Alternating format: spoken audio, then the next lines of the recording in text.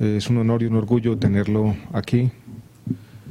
Y tal vez la primera cosa que quisiera decir, viendo aquí al decano de la Facultad de Medicina de la Universidad de Antioquia, es como ministro, como investigador y docente, que lo fui por algún tiempo, y como antioqueño.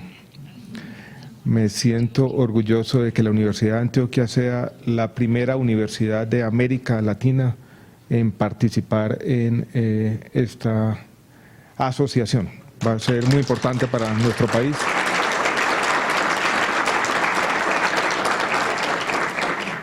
Y mis felicitaciones y un gran abrazo de antemano. Voy a organizar mi presentación con, dijéramos, la otra cara de la moneda, y voy a hablarles un poquito de unas reflexiones sobre los temas de innovación desde la perspectiva del sistema de salud, que es una perspectiva un poco distinta pero importante, tocando algunos de los puntos que ya se han hecho, que es la perspectiva, dijéramos, del consumidor de innovaciones tecnológicas. Y yo creo que esto es importante para darle a esta discusión una doble perspectiva. Pero antes quisiera decir lo siguiente, muy rápido, sobre la importancia que tiene para el país, no solamente para el Ministerio de Salud, lo que está ocurriendo aquí. Colombia tiene algunas fortalezas si hacemos algún tipo de investigación y producción científica en investigación básica. Hemos venido desarrollando una ventaja comparativa y competitiva en ambas, en el tema de ensayos clínicos, pero todo lo que está en la mitad, todavía tenemos grandes falencias, y ahí es donde se hace el gran valor agregado, y ahí es donde se produce la innovación práctica. Y yo creo que lo que está ocurriendo aquí nos permite ir construyendo en esa mitad importante fortalezas, porque de alguna manera nos permite a una comunidad emergente de investigadores en la Universidad de Antioquia, y puede haber emuladores en el país, tener acceso a algo que sería muy difícil que ellos construyeran por ellos mismos. Entonces me parece muy importante en ese sentido, porque yo creo que nos va a dar como comunidad de investigación. Es un lugar común, aquí está el subdirector de Colciencias, pero si Colombia no comienza a construir esas capacidades, y si no salimos de esos extremos de haciendo una investigación básica, de haciendo por allá una especie de maquila científica en los ensayos clínicos nomás, no vamos a poder hacer lo que queremos. Entonces, esto tiene un significado más allá de la asociación que está ocurriendo entre LIL y la Universidad de Antioquia, es que nos está mostrando un camino positivo para ir mejorando las cosas. Dicho esto, quiero compartir con ustedes unas reflexiones. Yo soy ministro de Salud y Protección Social, fui investigador, y todavía a veces aspiro a poder decir algo sobre algunos de los temas que estoy aprendiendo. Estas son las reflexiones hechas por un ministro que no tiene mucho tiempo a la hora de almuerzo sobre los temas de innovación en salud, pero también basadas en un camino que hemos recorrido tratando de lidiar de manera inteligente y responsable con la innovación tecnológica. Quiero compartir con ustedes dos ideas, y ustedes pueden verlas como ideas que estamos tratando de implementar en las cosas que hacemos en el Ministerio de Salud. Ideas o premisas que subyacen muchas de las políticas públicas que hemos tratado de implementar en los últimos años. La primera es absolutamente obvia, pero a veces hay que volver sobre las obviedades. No queda ninguna duda, después de revisar la evidencia, que el valor social de la innovación farmacéutica es muy grande, que claramente la evidencia nos muestra, y nos muestra de manera incontrovertible, que existe al menos una correlación positiva, pero seguramente también un nexo causal entre una de las cosas más importantes que le ha pasado a la humanidad en toda su historia, que es el aumento de la esperanza de vida al nacer y la mejoría sistemática de los indicadores de salud pública, y la innovación que hace la industria farmacéutica. Quiero mostrarles una sola grafiquita. Esta me parece bonita, viene de un libro interesante, se lo recomiendo, de un economista, August Deaton, estado en la Universidad de Princeton. Publicó un libro hace un año largo que se llama The Great Escape. The Great Escape es el gran escape de la humanidad de la pobreza y la enfermedad. Y hace una comparación interesante. Miren el panel de la izquierda. Estos son muertes o mortalidad, tasas de mortalidad por enfermedad cardiovascular. Y miren cómo han disminuido, y hace una comparación entre dos países, que es la que quiero mostrar y donde voy a empezar a sacar una conclusión, o básicamente lo que muestra la evidencia. Miren que la disminución se da primero en los Estados Unidos que en Gran Bretaña, que en Inglaterra. ¿Por qué? Porque en general los Estados Unidos ha sido más abierto a la innovación tecnológica que Inglaterra. Esa es la razón que da August Deaton. Y yo creo que esta sola gráfica muestra ese nexo causal. Innovación tecnológica teniendo un impacto visible, evidente, sobre la disminución de la mortalidad, en este caso para una patología específica. Hay ejemplos en el panel de la gráfica de la derecha que muestran que esta es una tendencia global, pero con diferencias importantes entre países. Solo este hecho bastaría. Quiero mostrarles otro hecho que a mí me gusta resaltar, y aquí, si se quiere, como economista e investigador social. Miren en el año 1950 y comparen dos líneas, que son las líneas de la parte de arriba, los países del norte de Europa, y la línea segunda, que es América Latina y el Caribe. La diferencia en la esperanza de vida en el año 50, si ustedes la suman ahí, era casi 20 años. Miren cómo esas dos curvas se han venido acercando, y esa diferencia ya está por los lados de 6, 7 años. Eso es lo que a mí me gusta llamar convergencia social. Nos hemos acercado a los indicadores sociales entre los países en desarrollo, los países latinoamericanos y aquellos de los países del primer mundo. Y la razón principal es la globalización de la innovación, que la innovación se hizo disponible para todo el mundo. Y eso tiene efectos, y a eso me refiero con que la evidencia sobre el valor social de la innovación es incontrovertible. Esta es tal vez, y así lo dice August Deaton es tal vez un representante de lo que, una frase que le aprendí hace poco a Michael Marmot, un investigador inglés, que él dijo que era un optimista basado en la evidencia. Tenemos que ser optimistas basados en la evidencia. Yo creo que a pesar de muchos intelectuales melancólicos que abundan, la humanidad tiene mucho de qué estar orgullosa con lo que ha ocurrido en los últimos años. Esa historia tiene un corolario para ir complicando las cosas, y esto lo saco de una investigación reciente. El hecho de que las innovaciones sean importantes no implica necesariamente que el beneficio marginal de cada innovación exceda su costo marginal. Esto es, estamos hablando de promedios, pero en ese gran universo de innovaciones puede haber algunas que socialmente no son rentables. Y ahí comienzan algunas de las dificultades para un ministro de salud o un ministerio de salud, mis compañeros aquí. Porque nosotros manejamos recursos públicos. Colombia tiene tal vez el sistema de salud en América Latina donde los recursos públicos financian una proporción mayor del gasto total en salud. Y como administradores de recursos públicos nos tenemos que asegurar que la rentabilidad social sea alta y esté por encima del equivalente en otros usos. Y eso nos lleva a la segunda idea, que tal vez es una idea más controvertida, y aquí por lo tanto estoy hablando todavía en condicional. Y es que hay alguna evidencia, alguna, todavía no definitiva, que nos permite intuir que el valor social de esas innovaciones farmacéuticas puede estar disminuyendo. Quiero mostrarles una sola gráfica de un artículo reciente, escrito también por economistas que están empezando a invadir campos, el imperialismo intelectual de la economía, meterse en todo. Esta gráfica muestra, para un periodo relativamente reciente, año 1996-2014, estos son medicinas o medicamentos oncológicos, paper acabado de publicar en el Journal of Economic Perspectives. Y miren que muestra cuánto costaba prolongar un año de vida adicional a un paciente de cáncer en el año 1996. ¿Y cuánto cuesta en promedio en el año 2014? Costaba $50.000, ya cuesta algo parecido a $150.000. sea, se ha multiplicado por 3. Y lo que uno puede intuir, todavía sin sacar conclusiones definitivas, es que el beneficio marginal puede estar disminuyendo, que comienza a haber cierta tensión entre valor y precio. O sea que podemos estar pagando más por tecnologías o innovaciones que relativamente, en términos relativos, aportan menos.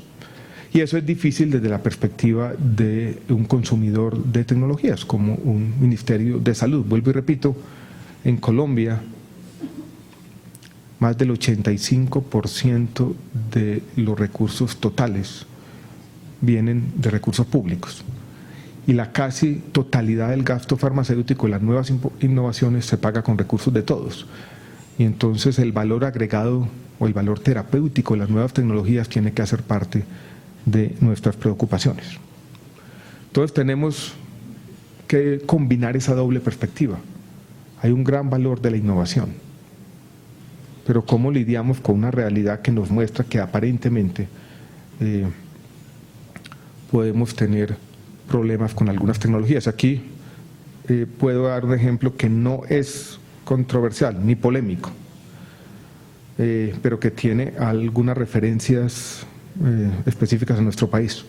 En el último año yo he recibido visitas de investigadores y médicos, unos alemanes, los otros norteamericanos, que dicen que están interesados en traer a nuestro país una nueva tecnología de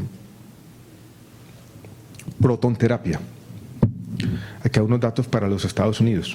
Miren cómo ha aumentado el número de aceleradores de protonterapia. ¿Qué dice la evidencia?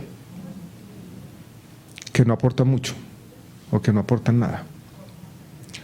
Y esto es complejo para un sistema de salud donde estas nuevas tecnologías se pagan con recursos públicos. Entonces, cuando estos señores vienen al ministerio, nosotros no les hacemos muy buena cara.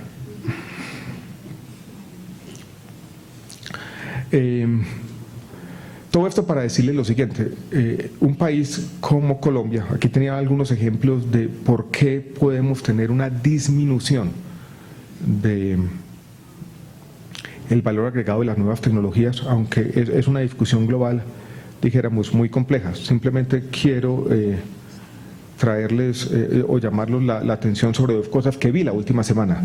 Uno, hay una economista de MIT nueva, Heidi Williams, fue noticia esta semana porque se acaba de ganar el MacArthur Fellowship, que le dicen en los Estados Unidos, ese premio que solamente hay para genios. Trabaja precisamente en este tema particular, viendo a ver si de pronto en la investigación y desarrollo en mercados farmacéuticos hay un énfasis muy grande en tecnologías que tienen rentabilidad de corto plazo a costa de tecnologías que podrían ser rentables o más rentables en el largo plazo, pero donde no hay muchos incentivos para que funcionen. Me parece interesante. Y el otro es otro economista que se llama Tyler Cowen, que ha venido promoviendo la hipótesis de que, a pesar de todas las promesas, por ejemplo, de la genómica, estamos en una especie de meseta tecnológica y que las innovaciones no han sido muchas. Entonces yo creo que hay un debate global interesante sobre el valor agregado de las nuevas tecnologías, reconociendo el valor de las innovaciones. Y ahí estamos nosotros, como ministerio, en el centro. ¿Qué es lo que tenemos que tener? La grafiquita la hice ahora, no me quedó muy bonita. Yo lo llamo capacidad de discernimiento. Aquí hay dos fronteras tecnológicas. Tengo en el eje horizontal cuánto cuesta, cuánto estamos pagando con recursos públicos, y tenemos un resultado que puede ser la sobrevida o la esperanza de vida. Si yo hoy en día estoy pagando por la tecnología A y alguien me ofrece la tecnología A', que miren que cuesta mucho más pero no me está agregando mucho, yo creo que nosotros como sistema de salud, moviéndonos en la misma frontera tecnológica, tendremos que tener la capacidad de discernimiento de decir, mire, esa nueva tecnología no la vamos a incorporar inmediatamente, porque ahí hay una tensión o un divorcio entre valor y precio. Pero si la tecnología nueva es una frontera nueva, aquí hay una gran innovación, hay un salto cualitativo, y no es A, sino es B, que miren que no cuesta mucho más, pero no está aumentando los resultados. sería incluso éticamente perjudicial o éticamente problemático decirle no a una tecnología como hoy. Y a eso es lo que yo llamo capacidad de discernimiento. Como consumidores de tecnología tenemos que tener los instrumentos para decir, ve por supuesto, A', por ahora no. Y el conjunto de políticas públicas que ha venido tratando de implementar el Ministerio de Salud, porque este tema no es fácil, son tecnologías que nos refuerzan, nos dan esa capacidad de discernimiento para decir estas tecnologías sí y estas tecnologías no. La política farmacéutica, cuya parte más visible, eso es la regulación de precios, pero tal vez no es la más importante. Por ejemplo, ahora hablábamos del artículo 72 del Plan Nacional de Desarrollo, nos da por lo menos algunos instrumentos legales para poder decir estas tecnologías sí y estas tecnologías no. Mecanismos de pago donde nosotros podemos llegar a arreglos racionales con la industria para decir, miren, nosotros vamos a pagar por valor, no podemos pagar simplemente por resultados subrogados o por simplemente promesas. También nos permiten socialmente, de manera inteligente, lidiar con esta pregunta que tenemos sobre cuál es el valor agregado.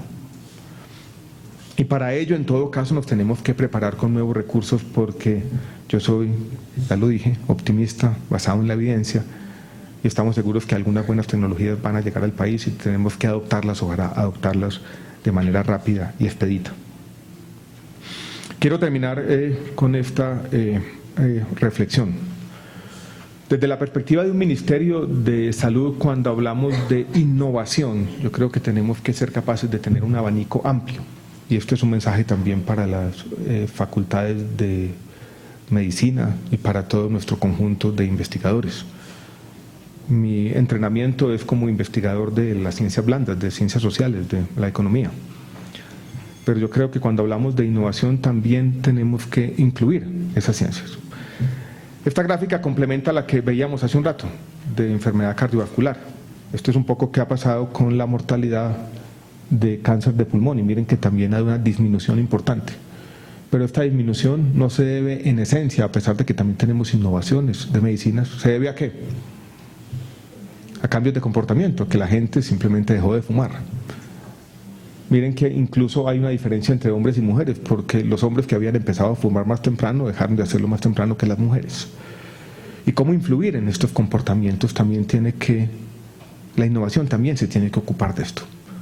Cuando estamos en un contexto donde las enfermedades crónicas no transmisibles representan el 70% de la carga de enfermedad, nosotros, por ejemplo, tenemos que tener estrategias que orienten la política pública. He puesto un debate sobre la mesa en el país, por ejemplo, sobre la conveniencia o no, porque no hay evidencia definitiva de un impuesto a las bebidas azucaradas.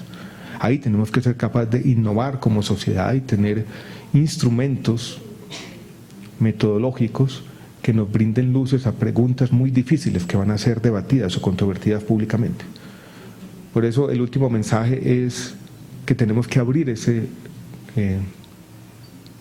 abanico de innovaciones, y las ciencias blandas, las ciencias sociales, las que se ocupan del comportamiento humano, tienen que jugar un papel fundamental aquí. A mí me sigue todavía creando inquietud, por ejemplo, en la promoción de hábitos de vida saludable. Nosotros tenemos comerciales de televisión, imprimimos un montón de folletos, nos convertimos en promotores, a veces insistentes, pero no tenemos todavía mecanismos sofisticados de evaluar lo que estamos haciendo. En Colombia todavía no hemos, por ejemplo, tenido una relación con la comunidad que está hablando de estas nuevas formas de paternalismo libertario, a pesar de que parezca un oxímoron, de cómo podemos con medidas que no violen las libertades individuales y poder lograr comportamientos o cambios de comportamiento en la dirección correcta. Y tenemos también que ir generando otro tipo de investigación que nos lleve, por ejemplo, a dar luces sobre uno de los problemas más complejos de nuestro sistema de salud. Un sistema descentralizado, pero financiado con recursos públicos, donde cada paciente y cada médico está tomando decisiones que en el buen sentido giran contra los recursos públicos. Entonces, en el fondo tenemos un problema de acción colectiva muy complejo. Y cómo crear normas sociales de respeto a los recursos públicos en sistemas descentralizados como el nuestro, yo creo que también es un área muy importante donde hay que hacer innovación y donde las ciencias sociales están invitadas. Esa es una reflexión todavía en borrador sobre estos temas de innovación, cada vez más relevantes para nuestro ministerio. Quiero simplemente terminar con lo que comencé, felicitando a la Universidad de Antioquia, agradeciendo a Lili, agradeciendo al doctor Lecleider por su visita y a presentarles esta visión que no es pesimista, pero es realista sobre la forma como tenemos que lidiar con la innovación en un sistema de salud que, a pesar de los problemas, trató de hacer algo que en retrospectiva parece obvio, pero que fue aventurado hace 20 años, y es incluir a todo el mundo en condiciones de equidad. Muchas gracias y buenas tardes a todos.